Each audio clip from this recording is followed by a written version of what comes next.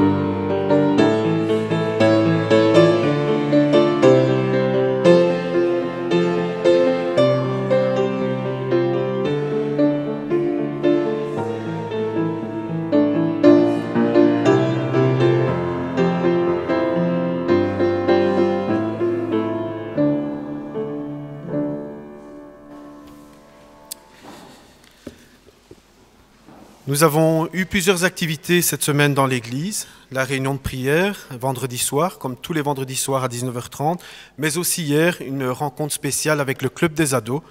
Avec plusieurs jeunes, nous avons encadré un groupe d'ados pour se rendre au parc d'attractions à Walibi. Ce fut une belle journée bénie, nous étions une vingtaine. Merci Seigneur pour tous ces moments que nous avons passés avec ces jeunes. Et à la fin du culte, nous n'hésiterons pas, si nous avons les images ou la semaine prochaine, à vous donner un retour sur cela. Le pasteur invité ce matin, c'est le pasteur Martin Braquer de l'église de Liège. Nous lui souhaitons la bienvenue. C'est lui qui apportera la parole ce matin. Avant de prier, j'aimerais vous lire, comme à chaque fois, un petit texte que j'ai lu dans le magazine Résurrection. Le magazine Résurrection, c'était le magazine de l'Église. Et donc, j'aime bien feuilleter ce magazine. Nous y trouvons plein de choses. C'est sur le site internet de l'Église. Le titre de ce matin que je vous propose, c'est « Ne rêvons pas ». Si Dieu a un plan pour notre vie, s'il nous a choisis pour accomplir une tâche bien précise, les choses devraient s'arranger toutes seules. Les difficultés devraient disparaître devant nos pas. Mais cette vision idéale de la vie ne concorde pas avec les exemples qui nous sont donnés dans les textes bibliques. Ne rêvons pas à une vie sans heurts ni malheurs. Le plan de Dieu pour notre existence s'inscrit souvent dans les larmes et dans les incohérences de notre quotidien. Ce qui est important, ce ne sont pas tant les événements que nous traversons que la manière dont nous laissons Dieu inscrire sa trace de grâce au travers de notre vie. Il n'est pas facile de discerner la main de Dieu au présent. Notre impatience nous ferait préférer un Dieu solution pour tout de suite. Or, connaître Dieu se conjugue souvent au passé ou au futur. C'était paru dans le magazine Résurrection. Je vous propose que l'on s'incline dans la prière pour remettre le culte de ce matin dans les mains de notre Seigneur Jésus. Oui, notre Dieu, notre Père, nous voulons te dire merci, Père Céleste. Merci, Seigneur, car nous sommes dans la joie ce matin de nous rassembler pour te célébrer, pour célébrer ton nom, Seigneur. Père Céleste, nous voulons débuter cette prière en te remettant les personnes qui sont peu bien en santé. Tu les connais, Éternel, que tu puisses les rétablir, Seigneur Jésus.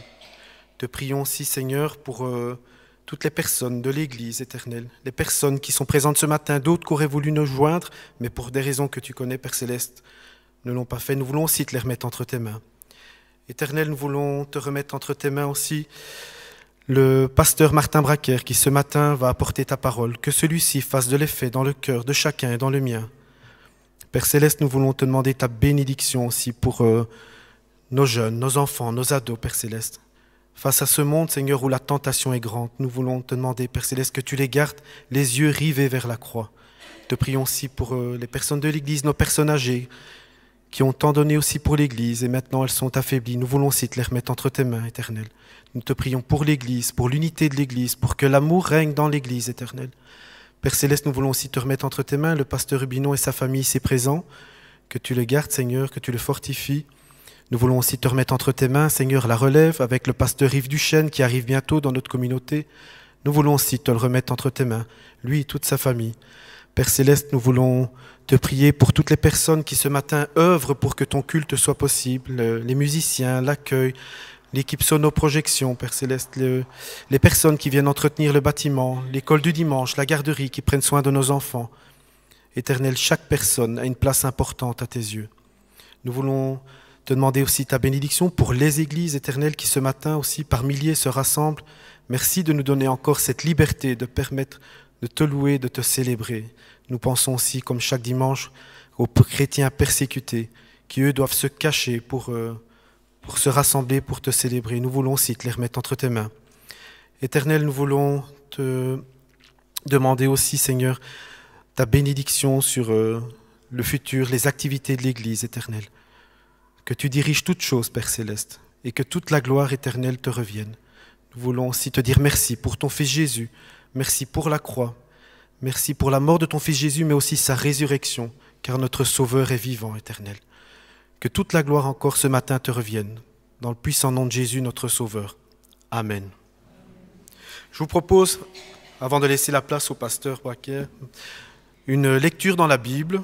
Nous allons lire ensemble le psaume 145. C'est dans l'Ancien Testament, un peu au milieu de la Bible, et c'est le psaume 145. N'oublions pas quand nous venons à l'église de prendre notre Bible, notre smartphone, notre tablette, pour pouvoir partager ensemble la lecture de la parole de Dieu. Le psaume 145. Et nous lirons à partir du verset 1er. Psaume 145. Louange de David. Je t'exalterai, ô mon Dieu, mon roi, et je bénirai ton nom à toujours et à perpétuité. Chaque jour je te bénirai, et je célébrerai ton nom à toujours et à perpétuité. L'Éternel est grand et très digne de louange, et sa grandeur est insondable. Que chaque génération célèbre tes œuvres et publie tes hauts faits. Je dirai la splendeur glorieuse de ta majesté, je chanterai tes merveilles. On parlera de ta puissance redoutable et je raconterai ta grandeur. Qu'on proclame le souvenir de ton immense bonté et qu'on célèbre ta justice. L'Éternel est miséricordieux et compatissant, lent à la colère et plein de bonté. L'Éternel est bon envers tous, et ses compassions s'étendent sur toutes ses œuvres. Toutes tes œuvres te loueront, ô Éternel, et tes fidèles te béniront. Ils diront la gloire de ton règne, et ils proclameront ta puissance, pour faire connaître aux fils de l'homme ta puissance et la splendeur glorieuse de ton règne. Ton règne est un règne de tous les siècles, et ta domination subsiste dans tous les âges. L'Éternel soutient tous ceux qui tombent, et il redresse tous ceux qui sont courbés. Les yeux de tous espèrent en toi, et tu leur donnes la nourriture en son temps. Tu ouvres ta main et tu rassasies à souhait tous ceux qui avivent. L'Éternel est juste dans toutes ses voies et miséricordieux dans toutes ses œuvres. L'Éternel est près de tous ceux qui l'invoquent, de tous ceux qui l'invoquent avec sincérité. Il accomplit les désirs de ceux qui le craignent, il entend leurs cris et il les sauve. L'Éternel garde tous ceux qui l'aiment et il détruit tous les méchants. Que ma bouche publie la louange de l'Éternel et que toute chair bénisse son saint nom, à toujours et à perpétuité. Amen. Jusque-là, la lecture biblique de ce matin. Je vous propose, avant de laisser la parole au pasteur, un autre chant dans les carnets. C'est le chant numéro 1, j'avais omis de le dire, le précédent chant. Cherchez d'abord le royaume de Dieu. Je vous propose que l'on se mette debout pour chanter ce chant et je laisserai après la place au pasteur Martin Braquer.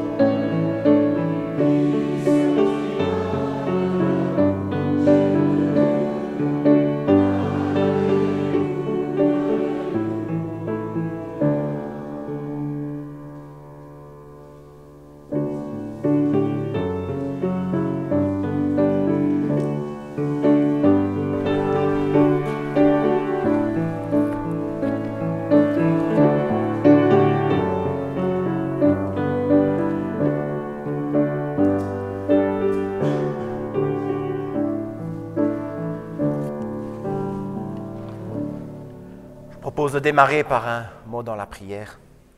Notre Dieu plein d'amour, nous voulons nous approcher de toi ce matin, nous voulons entendre ta parole, nous voulons entendre ce que tu nous enseignes. Seigneur, donne-nous de pouvoir approcher cette parole avec rigueur, avec respect, de ne pas chercher ce que nous voulons voir, mais chercher ce que toi tu veux voir. Nous sommes à ton écoute, Seigneur. Te remercions pour cette parole que tu nous as donnée, que tu nous as transmise et qui nous guide pas après pas, au nom de Jésus. Amen. Ça me fait plaisir de pouvoir à nouveau être parmi vous. Ça fait maintenant 1 an que je suis à l'église de Liège en tant que pasteur. C'est mon premier ministère en tant que pasteur principal. Et si je compte bien, c'est la 4e fois que je viens ici. Et c'est à chaque fois un plaisir. Les épîtres de Paul sont là pour nous guider sur la manière que nous devons comprendre ce que Jésus nous a enseigné. Elles sont là pour nous enseigner ce que le salut que Jésus est venu nous apporter implique pour nous. Elles sont là pour nous guider sur notre manière de vivre. Elles sont aussi là pour nous guider sur notre manière de fonctionner en tant qu'Église. Parfois, on le voit secouer le prunier. On le voit, par exemple, dans 1 Corinthiens. C'est une église où ça ne va vraiment pas. Et il est en train de leur dire, allez, on se ressaisit, ça ne va pas, il faut y aller. Et puis, on a aussi un exemple positif maintenant. Et c'est celui-là que je veux attaquer aujourd'hui, dans 1 Thessaloniciens, le chapitre 1, les versets 3 à 12. Parce que l'église de Thessalonique, c'est justement une église pour laquelle il a des compliments à donner. Écoutez un peu le genre de mots qu'il utilise quand il parle de cette église. 2 Thessaloniciens, le chapitre 1, les versets 3 à 12. Nous devons, frères, rendre toujours grâce à Dieu à votre sujet. Ce n'est pas juste puisque votre foi est en pleine croissance ou que l'amour que vous avez tous les uns les autres foisonne. Ainsi, nous sommes fiers de vous dans les églises de Dieu à cause de votre persévérance et de votre foi dans toutes vos persécutions et dans les détresses que vous supportez. Il y a là un indice du juste jugement de Dieu. C'est afin que vous soyez jugés dignes du royaume de Dieu pour lequel vous souffrez.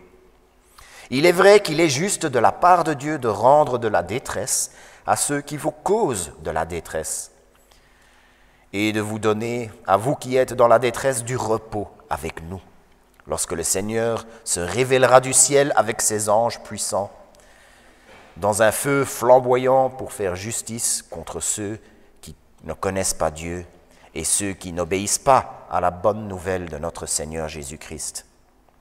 Ceux-là auront pour juste châtiment une destruction éternelle, loin du Seigneur et de sa force glorieuse, quand il viendra pour être glorifié dans les saints et reconnu avec étonnement dans tous ceux qui auront cru. Or, vous avez cru notre témoignage, oui, en ce jour-là. C'est pourquoi nous prions toujours pour vous, afin que notre Dieu vous juge digne de son appel et qu'il accomplisse avec puissance toute intention bonne et toute œuvre de foi, de sorte que le nom de notre Seigneur Jésus soit glorifié en vous et vous en lui, selon la grâce de notre Dieu et du Seigneur Jésus-Christ. Jusque-là, la lecture de la parole. L'église de Thessalonique avait des bons points. On rend grâce à Dieu à son sujet. C'est le genre de mot qu'on utilise quand Paul parle de lui. Il est fier d'eux. Il va même jusqu'à dire qu'il démontre la justice de Dieu. On dit souvent qu'il faut apprendre des erreurs du passé. Il faut étudier l'histoire, apprendre les erreurs. Une chose qu'il faut aussi faire, c'est aussi voir les gens qui ont tout compris, les gens qui ont réussi, les gens qui ont eu les bons points, et de voir comment on peut s'en inspirer pour nous aussi avoir des bons points, des bonnes notes. En d'autres termes, c'est quoi une bonne église? Dans ma jeunesse, j'ai servi, c'était entre 1996 et 1999, dans les bateaux missionnaires, le Logos 2 et le Doulos. Et je crois que peu de gens ont visité autant d'églises que nous autres, ceux qui servions sur ces bateaux. À peu près toutes les 3 semaines, pendant 2 ans et demi, ça a été ma vie. Parfois toutes les 2 semaines, on allait rendre visite à une église. Ça s'est passé dans 22 pays différents, sur 5 continents différents. Parfois, j'en faisais même 2 sur le même dimanche. Une fois, c'était en Afrique du Sud. Le matin, j'ai été dans un bâtiment somptueux, énorme, magnifique. Le groupe de louanges, c'était des musiciens professionnels. La directrice de louanges, elle était aussi connue parce qu'elle était animatrice de talk show. Locale, mais assez connue localement. Le pasteur avait un doctorat et il y avait un grand écran. Une chose qu'il faut savoir, c'est que dans les années 90, les grands écrans, ça coûtait très très cher. Il y avait très peu d'églises qui en avaient. On nous en avait mis plein la vue. Quand j'avais terminé, on est allé là-bas, on a présenté un peu notre mission et on les encourageait, pas seulement à notre mission, mais de pouvoir soutenir l'effort missionnaire en général. C'était un peu ce qu'on faisait dans les différentes églises. Ensuite, après cela, 1 heure plus tard, on nous a emmenés dans les collines. Le même jour, et là on était dans une église, les murs c'était des lattes en bois avec de la boue, le toit c'était de la paille, le mur c'était un mélange de terre et de bouse de vache pour que ça durcisse bien. La louange, il y avait quand même des bancs dans celui-là, mais quelques-unes. Il y avait un tam-tam, c'était le seul instrument. Il n'y avait pas de projection, il n'y avait pas de recueil non plus. Ils connaissaient les chants tous par cœur et nous avons vraiment ressenti un sentiment de communauté dans cette église. Je ne dis pas que dans la première église que j'avais été ce matin-là, ce n'était pas le cas. mais ils étaient tellement pressés de nous montrer tout ce qu'ils faisaient, tout ce qu'ils avaient réalisé, qu'on n'a pas pu s'en rendre compte. Et en semaine, presque toutes les semaines, tous ceux qui avaient été visiter différentes églises, on se retrouvait entre nous, et je ne suis pas fier des genres de conversations qu'on pouvait avoir. On parlait de ces églises où on avait été. Ah, ça c'était une bonne église, celle-là c'était pas une bonne église, etc. Il faut avouer que notre vision était quand même fort limitée. On était allé seulement pendant un culte, parfois on n'avait pas le temps d'aller à tout le culte, si on devait faire 2 ou 3 sur le même dimanche. Et on se faisait notre petite idée. On n'avait pas de vision sur ce que se passait réellement, on n'avait pas non plus de vision sur ce qui se passait à long terme. Et une des erreurs que j'ai faites à l'époque, c'est que je ne me suis pas posé la question, aux yeux de Dieu, aux yeux de la parole de Dieu, c'est quoi une bonne église? Et quand je suis arrivé sur ce passage dans 1 Thessaloniciens, et que je me suis dit, j'en ferai bien une prédication, je me suis rendu compte qu'il y avait de la matière pour dire, c'est quoi une bonne église? À mon avis, il n'y a pas que ce point-ci, il y a des dizaines de caractéristiques d'une bonne église, mais voilà ce qu'on peut ressortir de 1 Thessaloniciens. Les premiers, on les retrouve au verset 2. On parle d'une foi qui est en pleine croissance et d'un amour les uns pour les autres qui foisonne. Avoir la foi, avoir un amour. Ce sont 2 points qu'il mentionne de manière très rapide, avant de passer au 3e sur lequel il passe plus de temps. Alors c'est ce que je vais faire aussi. Je vais aller assez rapidement sur ces 2 premiers, et puis passer un peu plus de temps sur le 3e.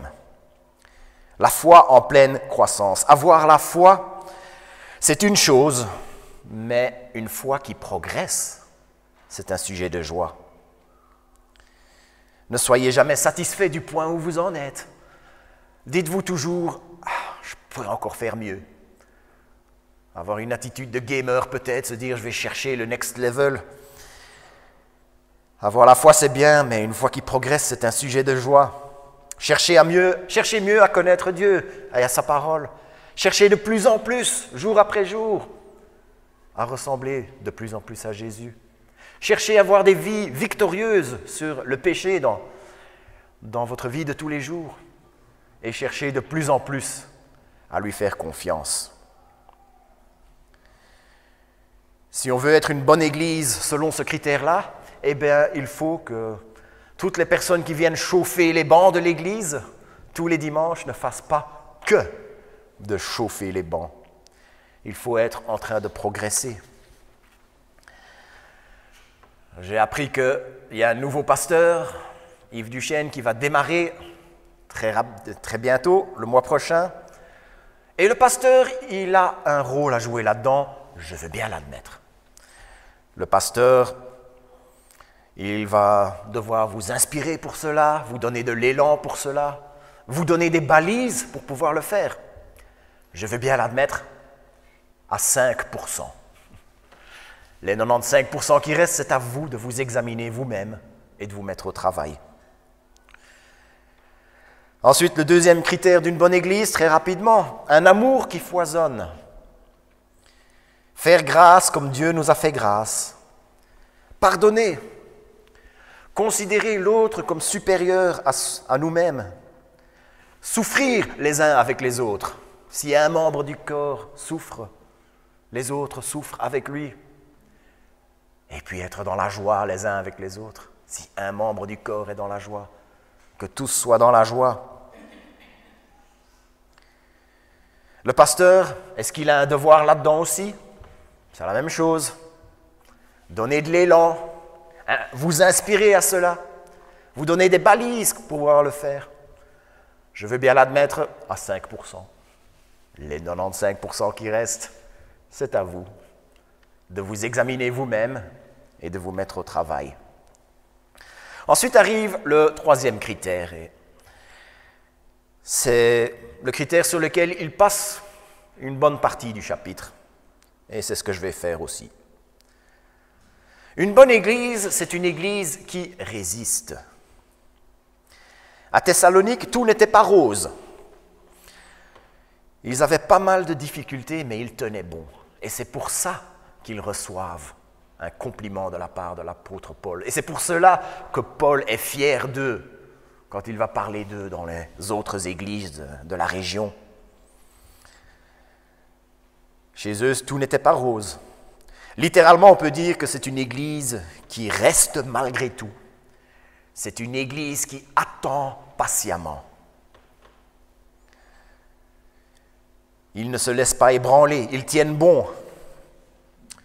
Mais dans quelles circonstances? Les mots qui sont utilisés, c'est dans les persécutions et dans les détresses. Ce sont deux mots sur lesquels, d'habitude, quand je lis ce genre de passage, il y a des mots comme ça sur lesquels je passe très rapidement. C'est quelque chose que je ne vais pas faire aujourd'hui. Je vais rester réactif sur ces deux mots pendant un petit moment. Parce que je pense qu'il faut vraiment comprendre exactement ce que c'est la persécution et la détresse pour réellement comprendre la portée de ce passage. Je vous préviens, je vais pousser le truc assez loin. Peut-être pas à fond, mais je vais le pousser assez loin. Ça risque de devenir un peu sombre, ça risque de devenir un peu dramatique, mais je ne vais pas m'en excuser. Je vous préviens seulement. Parce que je l'ai fait dans ma tête, évidemment, quand j'ai préparé cette prédication. Et en le faisant, j'ai trouvé que ça m'a permis de rendre compte à quel point ce texte est parlant. Je vous invite à vous plonger dans une petite version romancée de la ville de Charleroi. Tout ce que je vais dire pendant les 5 minutes qui suivent ne sont que fiction. N'ayez pas peur. Le bourgmestre décide un jour de faire la guerre aux églises de la ville. Une nouvelle loi vient d'être publiée au niveau fédéral qui lui donne des pouvoirs d'urgence pour arriver à ses fins. Chaque dimanche, il ordonne au service de police de s'installer rue des Caillas. Il voit les voitures qui sortent, contrôle de routine, les papiers du véhicule, et vos papiers à vous aussi. On va regarder un peu à tout ça. Évidemment, vos papiers sont toujours en ordre. Alors, il décide de planter, de trouver un paquet de cannabis. Alors que vous ne savez même pas à quoi ça ressemble. Certains perdent leur travail. Il y a des amendes. Il y en a qui n'arrivent pas à retrouver leur travail parce qu'ils ont un casier judiciaire. Imaginez la vie qui découle de ça. Mais ce n'est pas tout. Ce n'était pas assez. Le bourgmestre a vraiment envie de faire la guerre. Il réussit à avoir une liste de tous vos noms. De ceux qui sont membres, de ceux qui ne sont pas membres, même de ceux qui ont arrêté de venir parce qu'ils en avaient marre de se faire contrôler. Et il décide d'en parler au fisc. Il leur ordonne, la loi lui a donné le pouvoir de le faire, de faire un audit approfondi chaque année de toutes vos déclarations de contribution. Chaque petite erreur de bonne foi, souvent le gouvernement est prêt à reconnaître la bonne foi, mais il faut payer quand même, est punie drastiquement. Et quand ils n'en trouvent pas, ils inventent des choses. Certains se retrouvent avec leur maison saisie, d'autres avec des difficultés à remplir les assiettes. Mais ce n'est pas tout. Pourquoi s'arrêter aux choses légales, ou en tout cas qui ont l'air légales? Pourquoi pas carrément aller dans l'illégalité? Il fait un deal avec un quartier qui sévit, avec une bande organisée qui sévit dans le quartier. Il dit, je ne vais pas vous poursuivre pour vos cambriolages, mais en échange, vous irez bien une fois suivre un tel et un tel, et donner quelques petits coups, laisser quelques petits coups se perdre. C'est un monde fictif. Les autorités fédérales, communales, régionales en général sont très correctes avec nos églises et nous en sommes reconnaissants. Mais ces histoires que je vous ai racontées, si vous vous mettez dans la peau des personnes qui subissent ces choses, vous avez une idée de ce que c'est la persécution. Même si ce n'est pas le vécu, vous pouvez en quelque sorte l'imaginer. J'ai dit fictif parce que ça l'est pour nous. N'oublions pas qu'il y a beaucoup de pays où des frères et des sœurs vivent ce genre de choses, ou parfois même pire. Ça, c'est en ce qui concerne les persécutions. Mais il y avait un deuxième mot qui était là, les persécutions et les détresses. Il faut se poser la question, si je subis ce genre de persécution, si je vivais ce genre de choses, est-ce que ma foi tiendrait le coup? C'est une question qu'il faut se poser. Le deuxième mot, c'est le mot détresse. Il y a des choses qui affaiblissent l'homme. Le manque de nourriture, la maladie, le manque de sommeil, un travail épuisant. Imaginez quelqu'un qui est en train de subir les 4 choses en même temps. J'ai lu récemment un livre qui parlait de la fameuse marche de la mort de Batan, aux Philippines. Des milliers de soldats américains et philistins ont subi ces 4 choses en même temps, parce qu'ils ont dû marcher une centaine de kilomètres, quasi sans nourriture. Beaucoup étaient tombés malades et ils étaient constamment battus par leurs geôliers japonais. En fait, dans cette marche, il y a eu tellement de morts que quand j'ai fait mes recherches là-dessus, je n'ai pas pu trouver d'estimation précise. Le chiffre le plus bas que j'ai trouvé, c'était 6000 morts. Et je me suis dit, c'est marrant que je n'en avais jamais entendu parler de cet incident. C'est quand même dingue comment l'histoire peut réussir à oublier les choses. J'ai lu quelques témoignages de gens qui étaient passés par là, et je me suis dit, eux, ils savaient ce que c'était la détresse. Ils ont vécu manque de nourriture, maladie, manque de sommeil, devoir marcher sans arrêt. Ils ont connu ce que c'était la détresse. J'espère que personne ici n'a vécu une chose pareille, mais pensez au moment de votre vie où vous étiez vraiment le plus proche de quelque chose de similaire. Bien là, vous commencez à avoir une petite idée de ce que c'est la détresse. Peut-être aussi parler de ce qu'est la douleur physique. Ça vous est peut-être arrivé d'avoir des moments où il y avait une douleur physique qui était là et qu'aucun cachet ne faisait l'affaire. Voilà, vous avez un peu une idée de ce que c'est la détresse. J'ai connu des gens qui pouvaient regarder partout dans leur vie. Vous pouvez regarder partout dans leur vie et le constat, ce serait « ça ne va pas ». Dans ma famille, ça ne va pas. Au travail, ça ne va pas. Dans ma santé, ça ne va pas. À l'église, ça ne va pas. Dans le quartier, ça ne va pas. Les finances, ça ne va pas. J'espère vraiment que ce n'est pas votre cas. Mais projetez-vous un peu dans la peau d'une personne qui est ainsi et vous allez avoir une petite idée de ce que c'est la détresse. Voilà. Je pense que j'en ai fait assez.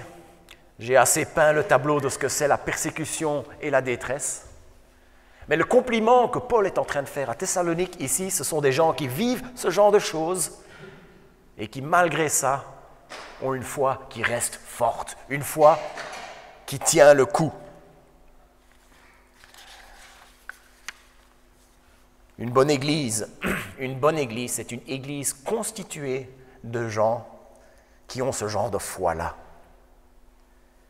Des gens dont la foi est solide, mais attention, une foi qui reste solide le jour où des choses telles que la persécution et la détresse sont présentes dans leur vie.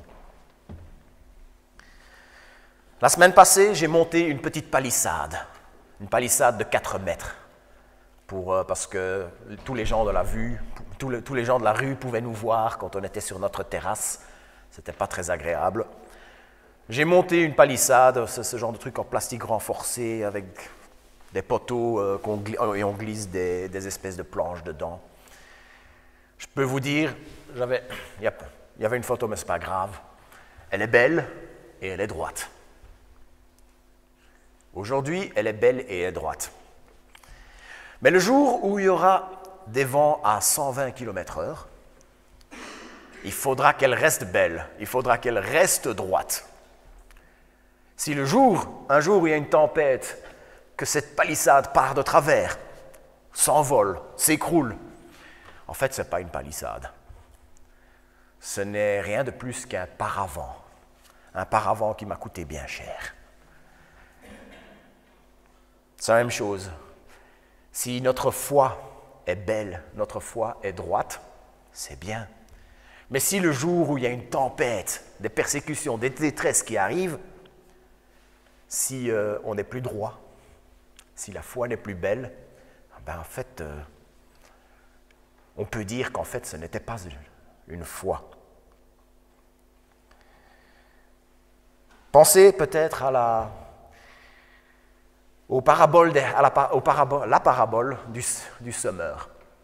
Vous vous souvenez, une des terres dans laquelle ça tombe, c'était là, les pierres. Je vais vous lire la partie qui parle des graines qui tombent parmi les pierres. Et tant qu'on y est, je vais la lire dans la Bible du semeur. D'autres tombèrent sur de la pierre. À peine eurent-ils germé que des petits plants séchèrent parce que le sol n'était pas assez humide. Un peu plus tard dans le chapitre, Jésus donne l'explication de ce que représentent ces graines tombées parmi les pierres. Sur la pierre, ce sont ceux qui entendent la parole et qui l'acceptent avec joie. Mais comme ils ne la laissent pas prendre racine en eux, leur foi est passagère.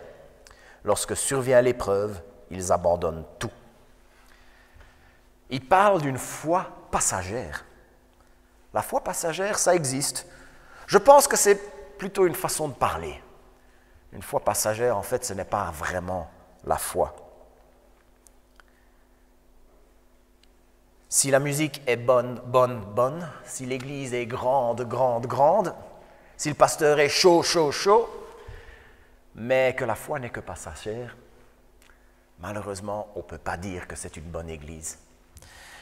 Par contre, si la musique est moche, s'il n'y a que 2 pelés, 3 tondus, et que le pasteur bégaye, ou qu'il n'y a carrément pas de pasteur, mais que la foi est solide malgré les persécutions et les détresses, on a affaire à une bonne église. Alors cela dit, une grande église avec de la bonne musique et un bon pasteur, avec une foi solide, c'est bien aussi. Ne me faites pas dire ce que je n'ai pas dit. Le reste du chapitre est consacré à l'idée de la justice qui sera rendue à ceux qui sont responsables de cette persécution et aux récompenses qui attendent ceux qui ont enduré ces persécutions et ces détresses. Il parle du jour où le Seigneur se révélera du ciel avec ses anges puissants.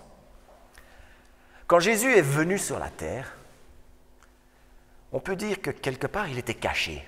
Peu de gens savaient qu'il était là. Peu de gens savaient ce qu'il faisait. Encore moins de gens savaient qui il était.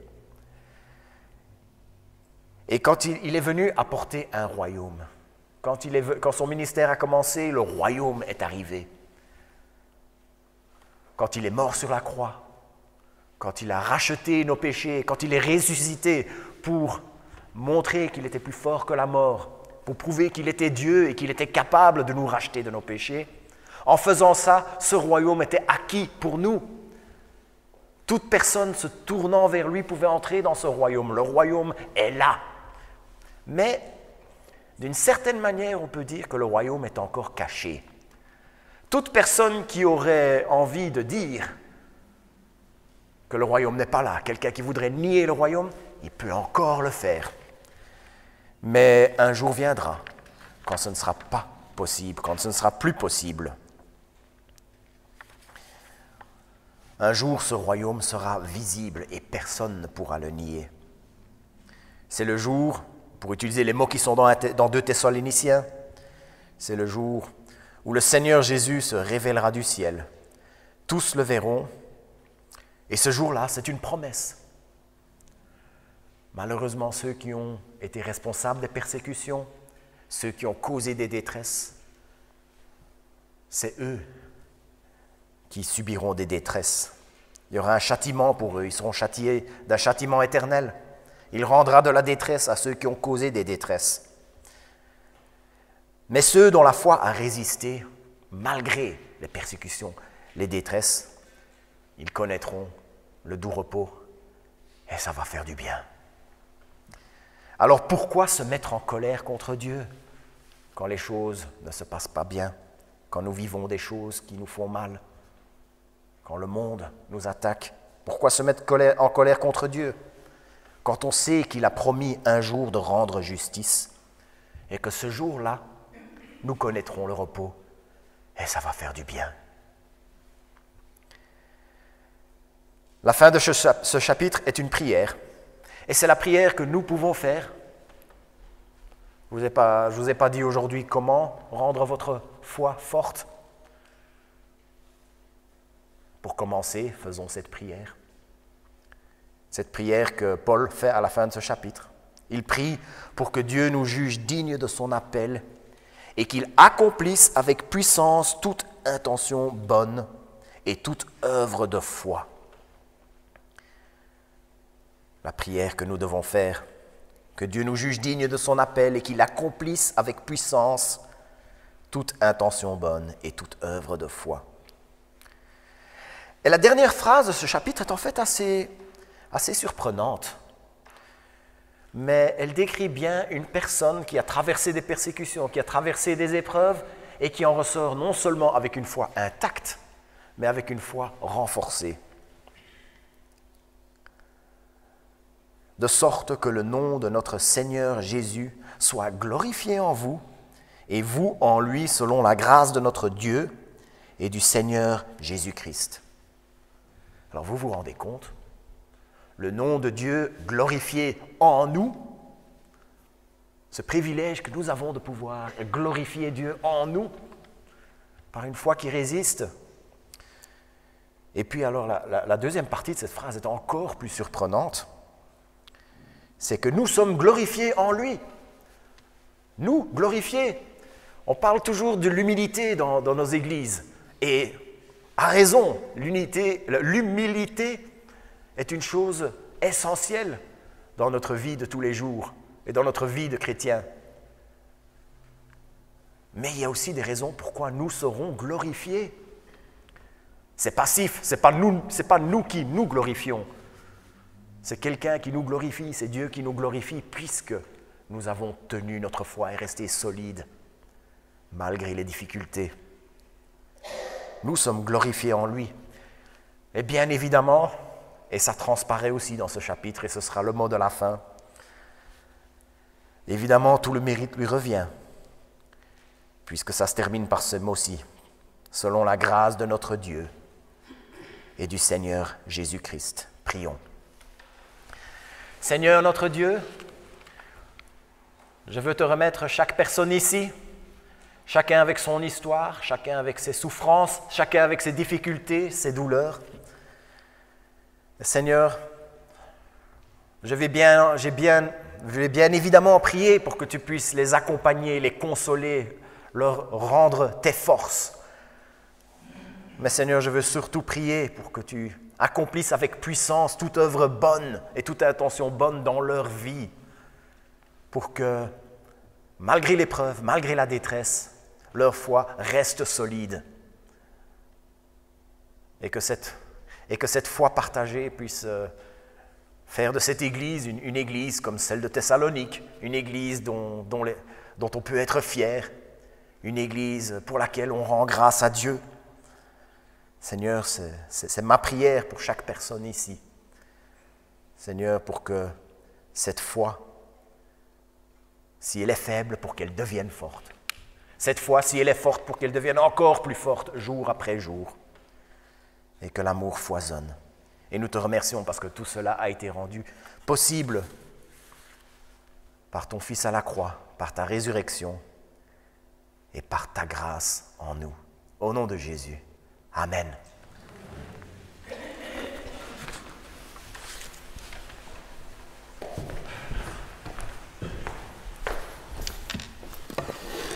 Voilà, je voudrais remercier le pasteur Martin Braquer pour ce message édifiant. Merci à lui. Nous ne voulons pas être une église où nous venons chauffer les bancs. Une église, il y a le pasteur, les anciens, les responsables, mais l'église, il y a aussi chacun et chacune d'entre vous qui est aussi importante pour le Seigneur, pour l'église. Aussi, ne rien laisser sur le cœur. Quand c'est bien, on peut le dire, mais quand quelque chose est sur le cœur, ne restez pas avec une appréhension, une déception, parler, communiquer, on peut le faire avec calme, respect, sagesse, mais ne rien laisser sur le cœur. Avoir une foi solide aussi, important, en priant. Tout ce que je dis ici, je me l'applique aussi à moi-même, vous savez. Important de prier, de lire la Bible, et aussi d'accueillir aussi, une église aussi qui accueille les nouvelles personnes. C'est bien aussi de communiquer quand on connaît la personne, mais aussi une personne qui arrive dans une église, ce n'est pas toujours facile pour elle, elle ne connaît pas grand monde, et donc allons aussi vers les autres, accueillons-les aussi, ça aussi c'est important. Une église ouverte vers l'extérieur, où nous voulons encore évangéliser avec de beaux projets. Voilà, merci au pasteur Martin Braquer pour ce beau message. Je vous propose de chanter un chant. Le chant, c'est « Dieu a tant aimé le monde ». Donc c'est issu du verset Jean 3,16 de la Bible. Et c'est pendant ce chant que nous louerons le Seigneur par nos offrandes. Excusez-moi, c'est dans les carnets le numéro 11. 11.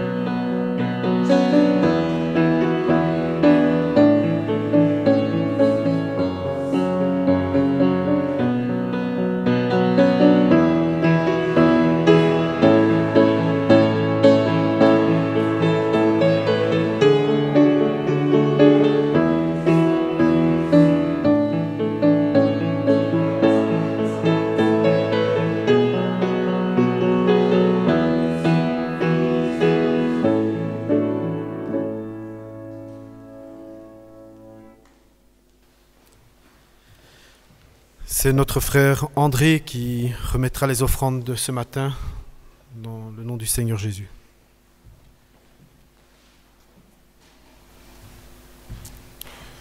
En effet, Seigneur notre Dieu, nous voulons te louer et te bénir parce que tu as tant aimé le monde, tu nous as tant aimés que tu as donné ton Fils unique. Et ce matin, nous voulons te louer en t'apportant cette offrande et en te demandant ta bénédiction, qu'elle puisse servir à la propagation de l'Évangile dans notre région, dans notre pays et à travers le monde, qu'elle puisse aussi servir à soutenir l'œuvre missionnaire à travers le monde. Te demandons ces grâces au nom du Seigneur Jésus. Amen.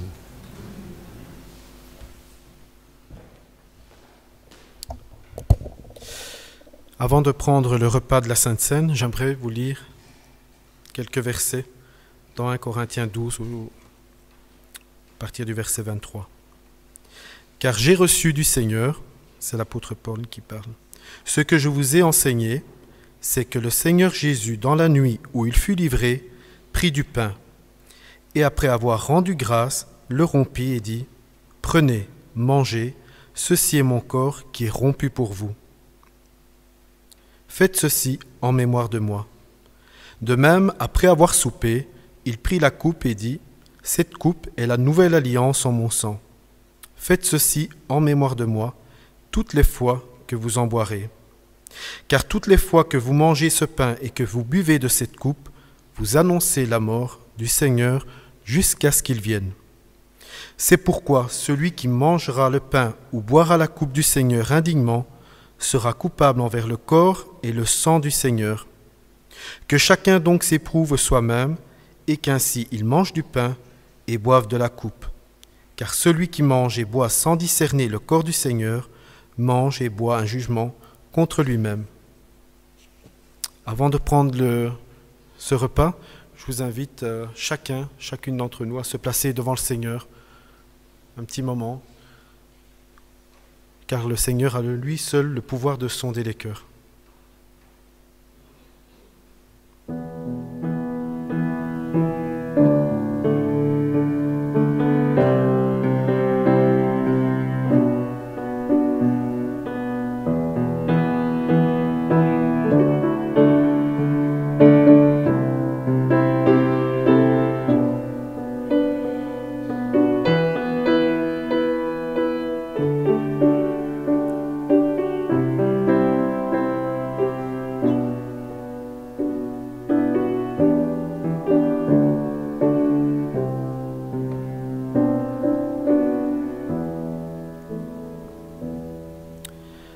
Notre Dieu, notre Père, nous voulons te demander pardon pour nos péchés. Mais nous voulons aussi, Seigneur, te dire merci pour la croix et ta mort et ta résurrection, Père Céleste. Notre Dieu, nous voulons te dire merci car tu as manifesté ton amour pour nous en nous offrant ton Fils Jésus en sacrifice. Merci, Père Céleste, pour ce cadeau inestimable que tu as fait pour chacun d'entre nous et qui nous sauve d'une mort certaine. Dans le nom de Jésus. Amen. Alors vous l'aurez compris, le pain reste du pain, le vin reste du vin, il n'y a rien de magique dans ce repas, mais en prenant ce pain, nous voulons nous rappeler le corps de Jésus, mort à la croix pour nous sauver du péché. Et en buvant le vin, nous voulons nous rappeler aussi le sang qui a coulé sur la croix de Golgotha. Nous invitons à ce repas toutes les personnes qui sont nées de nouveau, qui ont rendu témoignage publiquement de leur foi et qui sont passées par les eaux du baptême. Nous accueillons également les frères et sœurs qui viennent d'une autre église et qui sont aussi passés par les eaux du baptême et qui sont en or dans leur église à partager ce repas. C'est la table du Seigneur Jésus qui vous invite. Si vous n'avez jamais pris ce repas auparavant, ni ici ni ailleurs, nous vous demandons d'en parler aux anciens, aux responsables. Vous nous téléphonez de la semaine, on prend un rendez-vous, on se rencontre afin de rester dans le bon ordre de l'Église et de rester conforme aux Écritures de la Bible. J'invite tous les frères et sœurs qui participent à ce repas à bien vouloir se lever en signe de participation. Je vais aussi appeler Léonidas pour le service, Fabien. Je vais appeler Tim aussi. Ouais. Samuel, si tu veux aussi te joindre à nous.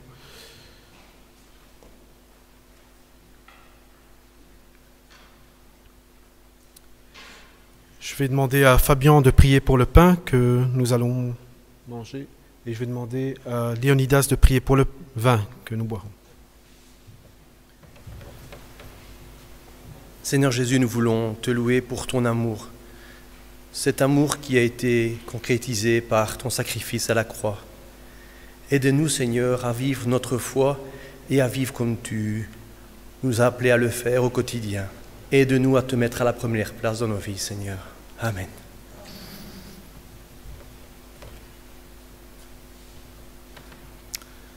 Notre Dieu, notre Père, nous te bénissons, nous te louons, Seigneur, nous te glorifions parce que tu es tout-puissant. Merci pour ta miséricorde, merci pour ton amour à notre égard, Seigneur. Malgré notre faiblesse, nos péchés, nous voulons te demander, Seigneur, d'augmenter notre foi pour que nous puissions avoir une foi solide. Et nous savons bien que c'est par ton aide, par ta grâce que nous pouvons y arriver, Seigneur. Merci pour Jésus-Christ qui est mort sur la croix, qui a versé son sang afin que nos péchés soient effacés. Nous te bénissons, nous te louons. Au nom de Jésus. Amen.